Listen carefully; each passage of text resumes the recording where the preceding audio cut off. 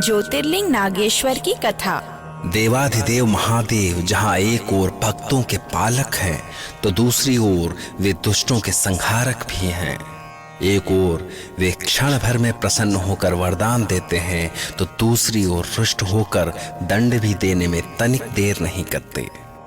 महादेव का ऐसा ही रूप ज्योतिर्लिंग नागेश्वर है।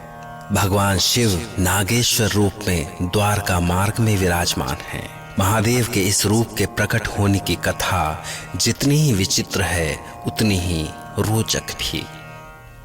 इस पौराणिक कथा के अनुसार एक बार देवी पार्वती ने दारुका नाम की एक राक्षसी को वरदान दिया कि वो अपनी इच्छा अनुसार कहीं भी निर्भय भ्रमण कर सकती है। देवी पार्वती का वरदान पाकर वो अपने पति के साथ जिस वन में भी रहती उसी को अपनी इच्छा अनुसार कहीं भी साथ लेकर चल देती और अपने पति दारुक के साथ ऋषि मुनियों पर घोर अत्याचार करती। तब दारुका और दारुक के अत्याचार से दुखी जन महर्षि औरव के पास पहुंचे।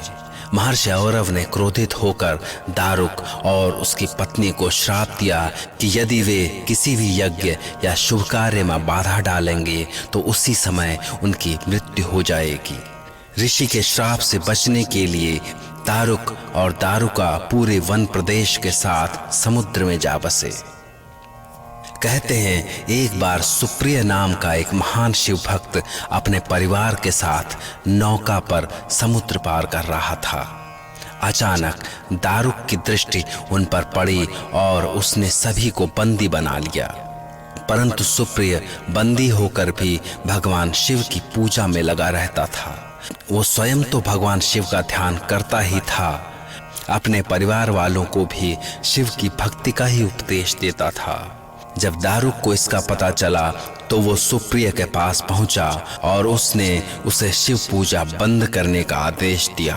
परंतु सुप्रिय साहस के साथ शिव पूजन में डटा रहा। इस पर दारुक का क्रोध भड़क उठा और उसने सुप्रिय का वध करने का आदेश दिया।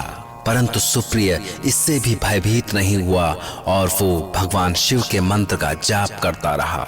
तभी दारुक के अनुचर कटार लिए उसका वध करने के लिए आ गए, किंतु जैसे ही अनुचरों ने कटार चलाई उनके हाथ ऐसे रुक गए जैसे किसी ने उन्हें बांध दिया हो।